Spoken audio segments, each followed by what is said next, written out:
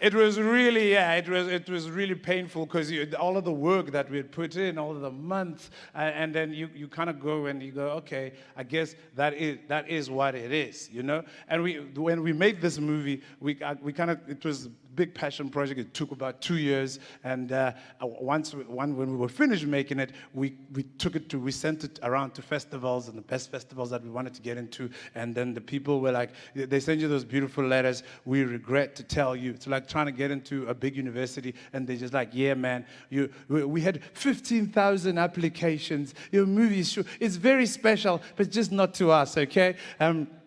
So you go, man, and then you go to the next person, and this didn't get in, and you're like, man, this is just, I don't know.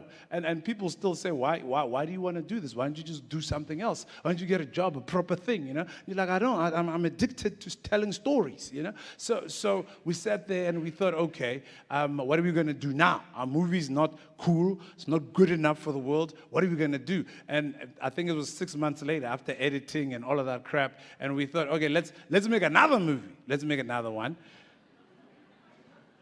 Obviously, we couldn't go back to the bank. I mean, I think the bank even heard about it. You know, when you get to the bank and they're like, not here.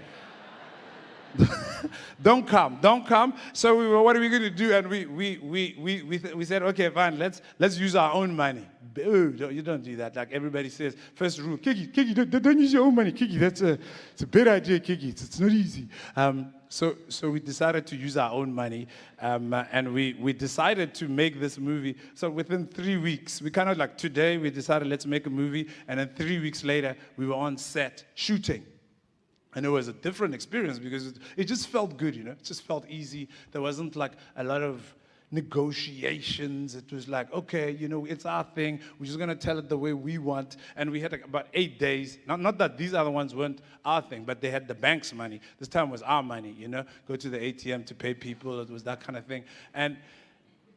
And it was there was also an instinctive thing because we had learned so much catching feelings that when we were making this next movie, it just had like a flow. We were just more instinctive. And the story, we went to tell the story in a place where I come from. Like I come from where my grandmother used to live when she was still alive. Her ghost now is there.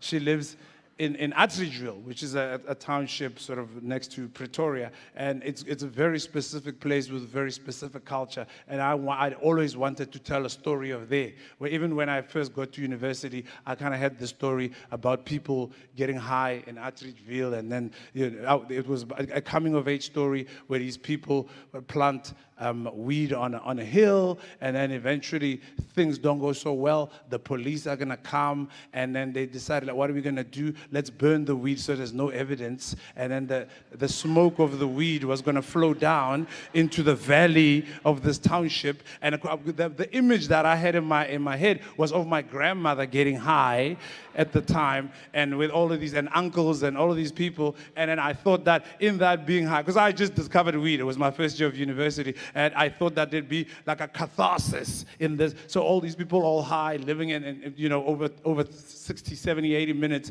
that was the story. And I threw it out, I didn't throw it, I left it somewhere on a shelf, and then I found it in that one fateful December when we decided to make that movie. And we went to this township, to Atteridgeville, and we did also the culture of making the film. We said, let's make it like how people put on township weddings or township funerals. You know, everybody comes together. The people peeling the carrots for the food. The people slaughtering a cow. Sorry, vegetarians and stuff. But yeah, they slaughter it. It's always violent and shit. And we thought, let's do it like that. And it worked. It came together, and we made this movie called Matwetwe, which is screening tonight at 7:30.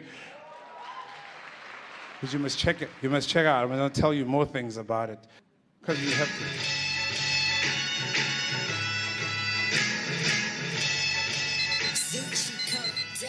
Congratulations, Lepa.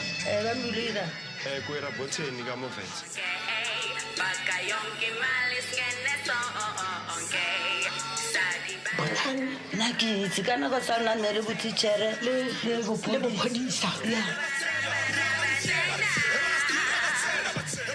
When I do, I get it with it. Nagi interpret on Frasta. wena le ko greedy wena yo. a ke kone ke batla go jella kona wa itse yo kone Mona ka tla nthuse bathong bo. Le tlhokomeleng ke dinngwe. Look how they be like hello Jason.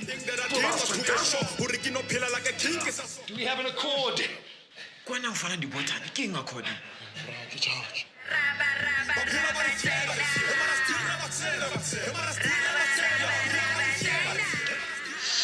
Modimo, Pamela Brian, oh shit. Papa Jesu. God.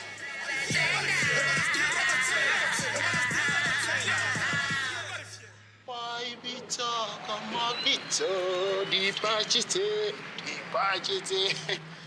Ya le na ka lebitso ba re ke matweni a re feng bafana ba matso e prapax a re batele bafana ba ka matso wa utlwa ba re dipatši tsa bona di ba re disone tsa bona ke matso etwe mo. Yeah.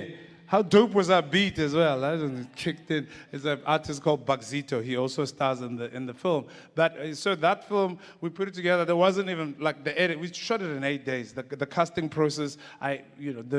If we couldn't find those two leads of the film, we weren't going to make it. So I went to Pretoria. There was a guy who put together 50 people in the theater group, and I interviewed them, asked them about themselves. They told me, and then I got the cast from there. And we kind of workshopped the movie, and it was really, really crazy. Then at the time, then the movie was going to come out. We were like, okay, this is it's an honest movie and everything. Then suddenly, the last movie, Catching Feelings, got onto Netflix. Netflix said, we're going to buy this film, and we're going to release it all over the world as a Netflix original. We was like, oh, okay, we don't know what that means. But then we needed the money. We needed the money for the bank. So we got, and they didn't give us a lot of money. They gave us enough, just kind of like, yeah, okay, cool. And it went there, and it was a hit, sort of, because people from all over the world were like, wow, this movie, we can resonate with the characters, you know? We resonate. I don't even know how we do resonate with or to or whatever. There was a lot of resonance and resonation. People were like, we resonate this character, and they loved Johannesburg, and they loved it because everything kind of rang true, and it was people, people could relate and all of that, and it was awesome. And we like now we have a great relationship with Netflix thanks to that, and then we moved on. And this movie came out 5 weeks ago, and I think we've sold 80,000 tickets. That's like, and we spent.